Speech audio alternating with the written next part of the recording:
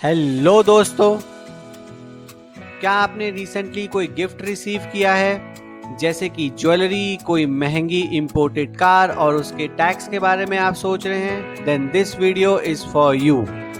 मैं तरुण छाबड़ा आपका बहुत बहुत स्वागत करता हूं टैक्स पाठशाला में by taxation insight. It's all about taxation.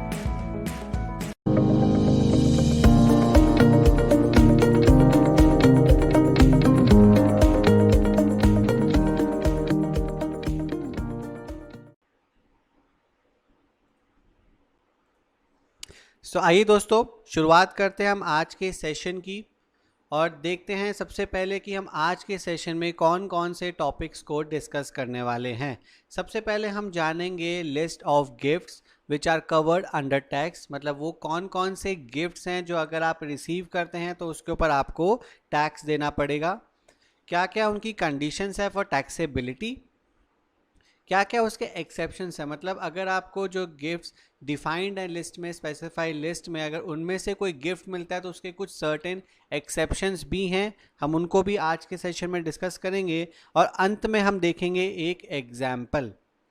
आइए दोस्तों, शुरुआत करते हैं और बात करते हैं कि ऐसे कौन कौन से गिफ्ट्स हैं जिनको रिसीव करने पर आपको टैक्स देना पड़ता है। दोस्तों, ये जो है टैक्सेबिलिटी की जो बात कही गई है वो कही गई है section 56(2)(10) of income tax act. दोस्तों, अगर आपको कोई भी गिफ्ट रिसीव होता है तो वो टैक्सेबल कौन से सेक्शन में होगा? 56(2)(10। और कौन से हेड में टैक्सेबल होगा? वो होगा इनकम फ्रॉम अदर सोर्सेज। आइए दोस्तों, पहले लिस्ट देखते हैं कि वो कौन कौन से गिफ्ट्स हैं। सबसे पहले मनी, मतलब अगर आपको कोई कैश में पैसा मिलता है। immovable property being land or building, shares and security, jewelry, archaeological collections, drawings, paintings, sculptures, any art of work और bullion। दोस्तों, ये जो लिस्ट है ये एग्जॉस्टिव लिस्ट है, मतलब अगर इस सेक्शन में केवल वही गिफ्ट टैक्सेबल होगा जो इनमें से कोई एक होगा। मतलब ये इनमें से अगर कोई भी जो स्पेसिफाइड लिस्ट जो अभी मैंने दिखाई है आपको, जो आप देख रहे हैं, इनफैक्ट इनमें से अगर कोई भी गिफ्ट अगर आपको रिसीव होता है तभी वो सेक्शन 56(2)(10 में टैक्सेबल होगा। अगर इनके अलावा कोई गिफ्ट आपको मिलता है तो उसके ऊपर कोई भी टैक्स नहीं लगेगा, वो सेक्शन 56(2)(10 में वो कवर नहीं होता है। आइए दोस्तों, आगे बढ़ते हैं और बात करते हैं कंडीशंस फॉर टैक्सेबिलिटी। दोस्तों, ऐसी क्या क्या कंडीशंस है जो आपको ध्यान रखनी पड़ेंगी while you are seeking the gift taxable under section 56(2)(10। दोस्तों, सबसे पहले मैं बात करता हूँ मनी। दोस्तों, अगर आपको कोई पैसा रिसीव हुआ है और उसका एग्रीगेट ऑफ सम जो है वो 50,000 से ज़्यादा है, then whole such sum should be taxable. दोस्तों, इसका क्या मैं आपको एक एग्जांपल के साथ मैं आपको समझाता हूँ। सपोज़ दोस्तों, अगर आपको कोई गिफ्ट मिला है अपने 4 दोस्तों से और सभी गिफ्ट की वैल्यू 10,000 रुपीज़ है। दोस्तों, उनका टोटल बैठता है 40,000 rupees which is less than 50,000 rupees, then nothing is taxable. दोस्तों, अगर आपको कैश में गिफ्ट मिल रहा है और उसकी aggregate value during the entire previous year, मतलब हमें जो 50,000 की कंडीशन देखनी है वो पूरे साल के लिए देखनी है, तो पूरे साल में चाहे आपको एक पर्सन से मिला हो या मल्टीपल पर्सन से मिला हो कैश में गिफ्ट, उसका टोटल अगर 50,000 से ज़्यादा है then entire sum shall be taxable. For example, मुझे एक पर्सन से जो है 50,000 रुपीज़ का अमाउंट मिला, देन नथिंग इज टैक्सेबल। लेकिन जो है मेरा जो एग्रीगेट सम है, सपोज उसी सेम पर्सन से अगर मुझे 50,500 रुपीज़ सपोज कैश में गिफ्ट मिला, then entire 50,500 shall be taxable under the head other sources. दोस्तों, अगर आपको कोई इमूवेबल प्रॉपर्टी मिल रही है बीइंग लैंड और बिल्डिंग रिसीव्ड विदाउट कंसिडरेशन, मतलब आपको ऐसा इमूवेबल प्रॉपर्टी मिला है, चाहे वो लैंड हो या बिल्डिंग हो, और वो फ्री ऑफ कॉस्ट मिला, मतलब उसके लिए आपने कोई भी पैसा पे नहीं करा है। और अगर उस लैंड की वैल्यू, स्टैंप ड्यूटी वैल्यू अगर 50,000 से एक्सीड करती है, then entire stamp duty value shall be taxable. दोस्तों, स्टैंप ड्यूटी वैल्यू वो वैल्यू होती है जिसके ऊपर आप स्टैंप ड्यूटी पे करते हो। दोस्तों आज की डेट में मैं अगर 50,000 एक लैंड और बिल्डिंग की बात करूं तो एक बहुत नेग्लिजिबल अमाउंट है। तो ऑलमोस्ट अगर आपको कोई भी लैंड या बिल्डिंग मिलता है तो ऑलमोस्ट सारी लैंड और बिल्डिंग पर आपको जो है टैक्स देना पड़ेगा, क्योंकि 50,000 तो आज की डेट में बहुत नेग्लिजिबल अमाउंट है। इतनी वैल्यू की तो कोई प्रॉपर्टी भी नहीं होती है। सो अगर आपको कोई प्रॉपर्टी मिल रही है विच इज़ लैंड और बिल्डिंग और वो फ्री ऑफ कॉस्ट मिल रही है, then it shall be taxable, but you have to make sure उसकी स्टैम्प ड्यूटी वैल्यू 50,000 से ज़्यादा होनी चाहिए। अगर 50,000 से कम है उसकी stamp duty value, then nothing shall be taxable. दोस्तों अगर आपने कोई इमूवेबल प्रॉपर्टी परचेज करा, चाहे वो लैंड या बिल्डिंग हो, बट उसके लिए आपने कंसीडरेशन पे करा है, लेकिन जितना कंसीडरेशन आपने पे करा है वो स्टैम्प ड्यूटी वैल्यू से कम है, तो आपको जो डिफरेंस अमाउंट है उसके ऊपर टैक्स देना पड़ेगा। फॉर एग्जाम्पल यहाँ पे एक कंडीशंस भी है कि जो डिफरेंस है वो आपका 50,000 या 5% of your consideration whichever is higher. तो दोनों में जोन सा हायर होगा उसको आप कंपेयर करोगे डिफरेंस से, और डिफरेंस अगर आपका उस वैल्यू से एक्सीड करता है then that difference will be taxable. जैसे एग्जांपल मान लीजिए स्टैम्प ड्यूटी वैल्यू एक लैंड की वो 10 लाख रुपए है, जिसके लिए आपने 9 लाख रुपए सामने से पे करा है, तो डिफरेंस कितना हुआ 1 लाख रुपीस, जो कि हायर है किससे 50,000 और 45,000। 45,000 कैसे निकला 5% ऑफ 9 लाख, तो दोनों में से हायर कौन सा है 50,000, और जो एक्चुअल डिफरेंस है वो आपका इस फिगर से ज़्यादा है। तो इट मीन्स जो डिफरेंस है that entire difference shall be taxable.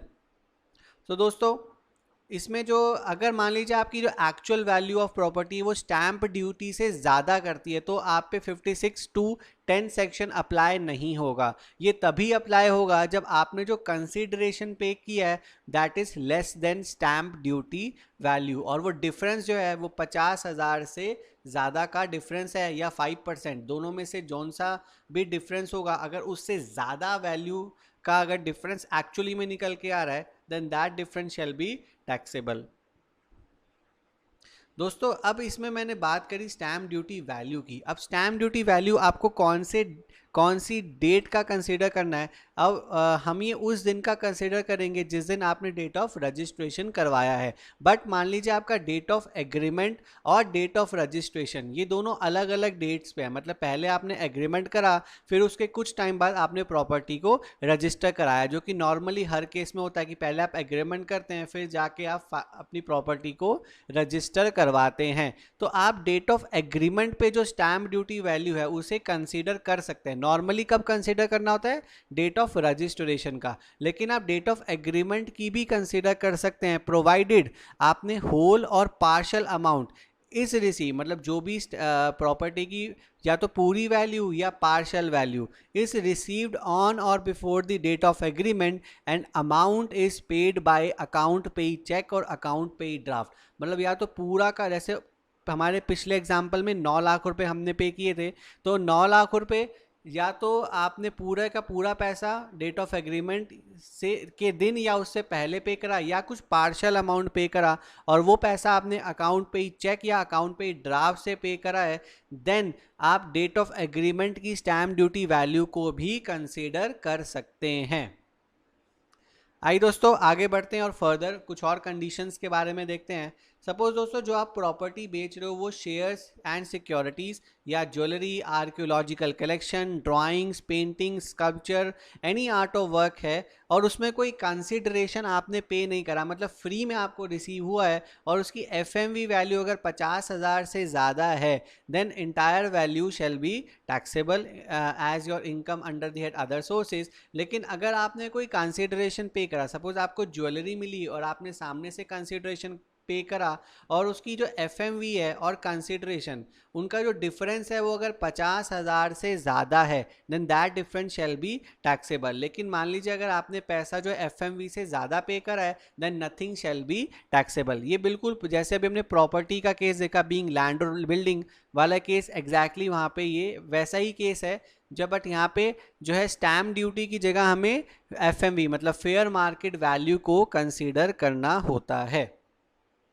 दोस्तों जो गिफ्ट इनकम आपको रिसीव हो रही है वो कौन से सेक्शन में टैक्सेबल होती है, 56(2)(10) जैसा मैंने आपको बताया, और कौन से हेड में टैक्सेबल होगी, income under the head income from other sources, income under the head from other sources, मतलब अदर सोर्सेज हेड में वो टैक्सेबल होगी। Gift can be received by any person from any person in previous year. आप कोई भी person किसी भी person से गिफ्ट को रिसीव कर सकता है, ऐसा कोई मैंडेटरी नहीं है कि इस सेक्शन में तभी टैक्सेबल होगा जब आप कुछ स्पेसिफाइड पर्सन से गिफ्ट को रिसीव करते हैं। और ये जो लिमिट है, ये 50,000 की जो लिमिट जो मैंने अभी आपको बताई, ये हर साल के लिए सेपरेटली आप कैलकुलेट करोगे, मतलब हर साल के लिए 50,000 रुपये की लिमिट सेपरेट होगी। मतलब आप जैसे सपोज अगर मैं मनी का एग्जांपल लेता हूँ, वहाँ पे आपको 50,000 से ऊपर अगर आपको कुछ भी रिसीव हुआ कैश में, then entire value shall be taxable. तो ये जो 50,000 है, हर साल 50,000 की लिमिट आपको मिलेगी। ऐसा नहीं है कि लाइफ टाइम के लिए 50,000 है, तो हर साल के लिए 50,000 सेपरेट लिमिट आपको दी जाएगी। मतलब हर साल आप अप टू 50,000 तक कैश में गिफ्ट रिसीव कर सकते हैं। दोस्तों जो ज्वेलरी की archaeological collection, drawing, painting, sculpture और एनी आर्ट ऑफ वर्क, उसकी एफएमवी क्या होगी, वो वैल्यू जो आप जो मार्केट में आपको एक्चुअली मिलती है, मतलब ओपन मार्केट वैल्यू जो भी होगी उसको आप एफएमवी कंसीडर करोगे।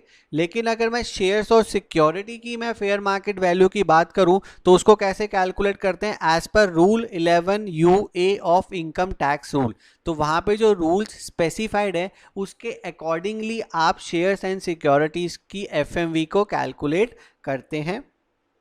दोस्तों अगर आपको गिफ्ट रिसीव हुआ अपने किसी एम्प्लॉयर से, कई बार होता है एम्प्लॉयर से भी हमको गिफ्ट रिसीव होता है, तो दोस्तों वो गिफ्ट जो है वो अदर सोर्सेज में टैक्सेबल नहीं होता, वो आपकी सैलरी का पार्ट माना जाता है और वो आपकी सैलरी हेड में ही टैक्सेबल होती है। सो दोस्तों these are basically the conditions for taxability. आगे बढ़ते हैं और देखते हैं कुछ एक्सेप्शंस के बारे में। ये एक्सेप्शंस वो है कि जो अगर आपको जो मैंने स्पेसिफाइड लिस्ट बताई उसमें से कोई गिफ्ट मिलता है तो वो भी टैक्सेबल नहीं होगा। किन किन केसेस में टैक्सेबल नहीं होता, आइए वो कंडीशंस देखते हैं। सबसे पहले if the gift received other than property is being specified in the list. तो जो लिस्ट मैंने आपको दिखाई उस लिस्ट के अलावा अगर कोई आपको गिफ्ट मिल रहा है, फॉर एग्जांपल कार आपको गिफ्ट में मिला, देन सेक्शन 56(2)(10) आपके ऊपर अप्लाई नहीं होता, there will be nothing will be taxable. If gift is received from any relative, अगर आपको जो गिफ्ट मिल रहा है वो किसी रिलेटिव से मिल रहा है, then nothing shall be taxable. अब रिलेटिव में कौन कौन आता है ये मैं आपको फर्दर सेशन में बताऊंगा। अगर दोस्तों आपको गिफ्ट रिसीव हो रहा है on the occasion of marriage of individual, only marriages are covered in this exception. अगर आपको सपोज गिफ्ट मिल रहा है, सपोज आपको जो शगुन के पैसे मिलते हैं वो, अगर आपको सपोज कोई बर्थडे है उसमें अगर आपको शगुन का पैसा मिल रहा है और वो शगुन का टोटल वैल्यू 50,000 से ज़्यादा है, then entire value shall be taxable as your income under the head other sources. ये जो है सिर्फ अगर इंडिविजुअल की मैरिज में अगर आपको कोई कैश में पैसा मिल रहा है, जो शगुन मिलता है आपको मैरिजेज में, तो वो 56(2) उस पर अप्लाई नहीं होता, 56(2)(10) उस केस में अप्लाई नहीं होता। मतलब marriages are covered in exceptions, but marriage के अलावा जितने भी ओकेजन्स हैं उनमें आपको अगर कुछ पैसा मिलता है या कुछ गिफ्ट मिलता है तो आपको उस गिफ्ट अमाउंट पे टैक्स देना पड़ेगा। Gift is under if gift is received under a will और बाय इनहेरिटेंस, अगर कोई विल के चलते अगर आपको कोई गिफ्ट मिल रहा है तो वो भी एक्सेप्शन में काउंट होगा। अगर दोस्तों किसी की मौत के चलते यानी contemplation of the death of the payer, मतलब जो पेयर है उसकी डेथ के चलते अगर आपको कुछ गिफ्ट मिल रहा है, then again it is covered in exception. From any local authority as per section 1020, तो दोस्तों किसी लोकल अथॉरिटी से अगर आपको गिफ्ट मिलता है then again it's covered in exception. दोस्तों अगर किसी फंड को या फंड से, मतलब फ्रॉम और by any fund, university, college, education और एनी यूनिवर्सिटी और educational institution, any hospital, medical institution और कोई भी trust that is referred under section 1023C, तो इन फंड्स को मिलता है या इन फंड्स से मिलता है, दोनों केस में जो एक्सेप्शन में काउंट होगा। दोस्तों अगर आपको किसी ट्रस्ट या इंस्टीट्यूशन से मिल रहा है जो कि रेफर है section 12AA, basically charitable trust का सेक्शन है ये, तो चैरिटेबल ट्रस्ट से भी अगर आपको कुछ गिफ्ट मिलता है then again nothing is taxable. By way of certain transaction not regarded as transfer. दोस्तों जो सेक्शन 47 है उसमें जो ऐसी ट्रांजैक्शंस को स्पेसिफाई किया गया है कि अगर वो ट्रांजैक्शन होती हैं तो उसको ट्रांसफ़र ही नहीं माना जाता, मतलब कहा जाता है कि कोई भी ट्रांजैक्शन हुई ही नहीं है, मतलब नथिंग इज़ टैक्सेबल। कोई कैपिटल गेन की कोई भी उसमें जो है वो लाइबिलिटी नहीं निकलती है। कोई ऐसा अगर कोई केस है और ऐसे केस में कोई गिफ्ट अगर आप ट्रांसफ़र कर रहे हो then nothing shall be taxable. दोस्तों ऐसे किसी इंडिविजुअल से मिल रहा है, ठीक है, from an individual bye a trust, मतलब ट्रस्ट को मिल रहा है establish solely for the benefit of relative of the individual, मतलब इंडिविजुअल एक ट्रस्ट को पैसा दे रहा है और वो ट्रस्ट जो है वो किसी रिलेटिव के बेनिफिट के लिए, एक्सक्लूसिवली उसके बेनिफिट के लिए बनाया गया है वो ट्रस्ट। तो ऐसे केस में भी जो भी ट्रस्ट को पैसा मिलता है then again it is not taxable. दोस्तों आइए आगे बढ़ते हैं और फर्दर एक्सेप्शंस के बारे में पढ़ते हैं। दोस्तों मैंने आपसे अभी बात करी थी रिलेटिव की, तो रिलेटिव का मतलब क्या होता है? Relative in case of individual is spouse. सबसे पहले स्पाउस कवर होता है, ब्रदर और सिस्टर ऑफ इंडिविजुअल, ब्रदर और sister of spouse of individual, मतलब स्पाउस के ब्रदर और सिस्टर भी काउंट होंगे, ब्रदर और sister of either of the parents, मतलब पापा के भाई और बहन भी काउंट होंगे और मम्मी के भाई और बहन भी इसमें काउंट होते हैं। एनी लीनियल असेंडेंट्स और डिसेंडेंट्स ऑफ इंडिविजुअल और स्पाउस ऑफ इंडिविजुअल और spouses of person as mention above, मतलब जो ब्रदर और सिस्टर की बात कही गई है तो उनके स्पाउसेस भी यहाँ पे कवर होते हैं। अगर आप गिफ्ट अपने ब्रदर की स्पाउस को भी गिफ्ट दे रहे हो तो वो गिफ्ट भी जो है एक्सेप्शंस में काउंट होगा। अगर मैं बात करता हूँ HUF की, तो HUF यहाँ पे किसकी बात कर रहे हैं? Any member thereof. तो कोई HUF के कोई भी मेंबर, अगर HUF का कोई भी मेंबर को अगर गिफ्ट मिलता है तो विद इन HUF से HUF के किसी मेंबर को गिफ्ट मिल रहा है या वाइजा वर्जा, तो उस केस में वो भी केस जो है आपके एक्सेप्शन में काउंट होगा। आइए दोस्तों और आगे फर्दर पढ़ते हैं। जैसे कि मैंने आपको सेक्शन 47 के बारे में बताया था, तो सेक्शन 47 में जो ट्रांजैक्शन मेंशन्ड है वो एक्सेप्शंस में काउंट होते हैं। तो उसके कौन कौन से क्लॉजेज हैं वो मैंने यहाँ मेंशन करे, जैसे clause 1, 4, 5, 6, 6A, 6AA, 7, 6B, C, 6C, 6CA and likewise. तो वो जो भी सेक्शन 47 में ये क्लॉजेस में जो भी ट्रांजैक्शन मेंशन्ड है वो सारी एक्सेप्शन में कवर होंगी। जैसे फॉर एग्जांपल क्लॉज 1 में कहा गया है any distribution of capital asset on total और partial partition of Hindu undivided family. तो ये जो क्लॉजेस यहाँ पे मेंशन्ड है सिर्फ यही क्लॉजेस कवर होते हैं सेक्शन 47 के। दोस्तों ये फॉलोइंग ट्रांजैक्शन जो है वो सेक्शन 47 में तो कवर होती हैं, स्टिल उसके ऊपर सेक्शन 56(2) जो है वो अप्लाई होता है, मतलब वो एक्सेप्शंस में कवर नहीं होते।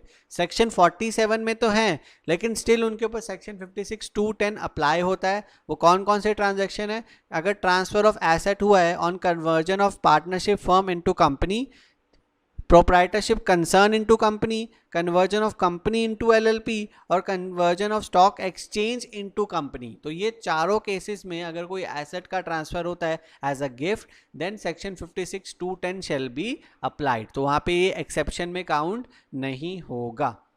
सो आइए दोस्तों एंड में एक एग्जाम्पल मैं आपको दिखाता हूँ। तो ये दोस्तों एग्जाम्पल है, यहाँ पे मैंने दोनों सिचुएशन कंसीडर करी है कि आपको विदाउट कंसीडरेशन, मतलब आपने कुछ भी पैसा पे नहीं किया, फ्री ऑफ कॉस्ट आपको एसेट मिला है। और अगर आपने कोई पैसा पे करा यानी विद कंसीडरेशन और विदाउट कंसीडरेशन, पहला फ्री ऑफ कॉस्ट और दूसरे में आपने कुछ पैसा पे करा है लेकिन वो पैसा जो है वो इनएडिक्वेट है।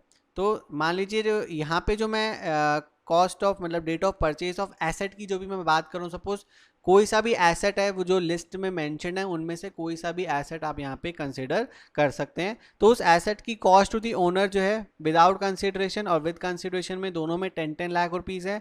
डेट ऑफ परचेज क्या है उस एसेट की? 1 जनवरी 2007। Sale price from donor perspective, मतलब डोनर ने उसको कितने प्राइस में बेचा। अगर फ्री ऑफ कॉस्ट दिया है तो डोनर को वहाँ पे कुछ भी पैसा नहीं मिलता है, वो फ्री ऑफ कॉस्ट उसने ट्रांसफ़र किया है तो वहाँ पे सेल प्राइस एप्लीकेबल नहीं होती। लेकिन विदाउट कंसिडरेशन वाले केस में मान लीजिए उसने कितनी वैल्यू पे ट्रांसफ़र किया, 17 लाख रुपए। डेट ऑफ सेल क्या है, 31/12/2018, 31/12/2018। तो दोस्तों जैसा कि देख सकते हैं डेट ऑफ परचेज है 2007 की और बेचा है आपने 2018 में। तो इस कैपिटल एसेट का जो अगर मैं वो बात करता हूँ, नेचर की बात करूँ तो ये कैसा है, लॉन्ग टर्म कैपिटल एसेट है। और स्टैम्प ड्यूटी वैल्यू दोनों केसेस में क्या है, 25 लाख रुपीज़। आइए दोस्तों आगे बढ़ते हैं इसके सॉल्यूशन की तरफ। अब बात करते हैं taxability in the hands of the donor. तो दोस्तों विदाउट कंसीडरेशन में तो कुछ भी टैक्सेबल नहीं होगा, बिकॉज वहाँ पे कोई कंसीडरेशन ही नहीं मिला है, देन नथिंग इज टैक्सेबल, तो वो सेक्शन 47 में कवर होता है। अगर दोस्तों कंसीडरेशन मिला है आपको तो आपने कितने में बेचा, 17 लाख में, और आपने उसकी कितने में आपने उसको खरीदा था, सब्जेक्ट टू इंडेक्सेशन।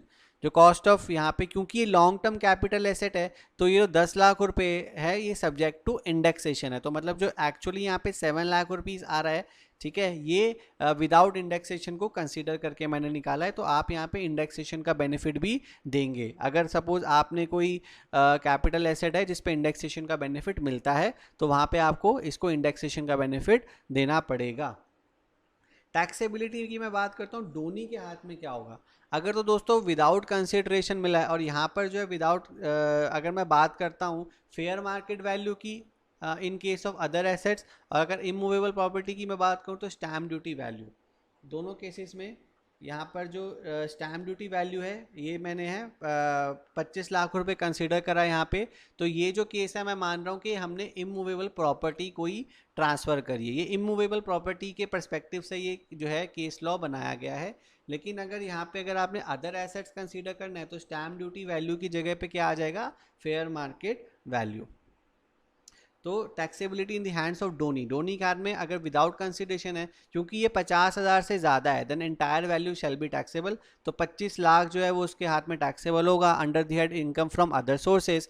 और विद द कंसिडरेशन में 25 लाख में से 17 लाख माइनस करेंगे और 8 लाख रुपये आपके हाथ में टैक्सेबल होगा। कॉस्ट ऑफ एक्विजिशन, जब आपने जो एसेट है उस पर टैक्स पे कर दिया तो उस एसेट की कॉस्ट ऑफ एक्विजिशन डोनी के हाथ में कितनी मानी जाएगी, क्योंकि विदाउट कंसिडरेशन में उसने जितनी वैल्यू पे टैक्स पे करा वही वैल्यू आपकी कॉस्ट मानी जाएगी। मतलब सेल, जब आपने एसेट को एक्वायर करा, डोनी ने जब एसेट को एक्वायर करा तो जितनी वैल्यू पे उसने टैक्स पे करा that value shall be the cost of the asset in the hands of donee. तो दोनों के केस में 25-25 लाख रुपए माना जाएगा। Period of holding without consideration के केस में, क्योंकि इसमें सेक्शन 49(1) अप्लाई नहीं होता है, तो उसकी डेट ऑफ गिफ्ट से, मतलब डेट ऑफ सेल से जो यहाँ पे हमारे केस में है वो कंसीडर करा जाएगा, वहाँ से पीरियड ऑफ होल्डिंग काउंट होगा। लेकिन विद कंसिडरेशन वाले केस में from the date of purchase, तो जो पुराने प्रीवियस ओनर ने जितने टाइम तक एसेट होल्ड करा था वो टाइम पीरियड भी जो है डोनी के हाथ में वो ऐड हो जाएगा। वो टाइम पीरियड उसके एसेट की जो भी पीरियड ऑफ होल्डिंग होगी उसमें वो ऐड हो जाएगा। सो दोस्तों इन दिस वे आपने देखा कि डोनी के हाथ में क्या टैक्सेबिलिटी होती है और डोनर के हाथ में टैक्सेबिलिटी क्या होती है, दोनों केस में मैंने यहाँ पे कवर करा है। सो दोस्तों इन दिस वे मैंने आज के सेशन में जितने टॉपिक्स डिस्कस करने थे वो कंप्लीट हुए। आज के सेशन में हमने गिफ्ट से रिलेटेड जो भी टैक्सेबिलिटी होती है उसको देखा, क्या क्या कंडीशंस होती हैं टैक्सेबिलिटी की वो भी हमने इस सेशन में देखा, और क्या एक्सेप्शंस होते हैं हमने उसके ऊपर भी जो है यहाँ पे डिस्कशन करा है। साथ में मैंने एक छोटा सा एग्जाम्पल भी दिया है। I hope after this video आप जो है गिफ्ट से रिलेटेड जितने भी आपके सवाल हैं वो उन सब के आंसर्स आपको मिल जाएंगे। बट इन केस अगर आपके दिमाग में कोई क्वेश्चन है या आपको कोई डिफ़िकल्टी फेस हो रही है, then we are always happy to help you. आप हमें ईमेल भी कर सकते हैं, आप हमें व्हाट्सएप भी कर सकते हैं, आप हमारी वेबसाइट पे जाकर भी क्वेरी पोस्ट कर सकते हैं, या इस वीडियो के कमेंट सेक्शन में भी अपनी डाउट को पूछ सकते हैं। तो हमें बहुत ही खुशी होगी आपको आपके क्वेश्चन का आंसर करने में। तो दोस्तों आई होप आपको आज का वीडियो अच्छा लगा होगा। अगर आपको हमारा आज का वीडियो पसंद आया तो उसे प्लीज़ ज़रूर लाइक करें, कमेंट्स में मेंशन करके बताएं कि आपको कैसा लगा वीडियो, और हमारे चैनल को ज़रूर सब्सक्राइब करें for more these kind of videos. Thank you for watching.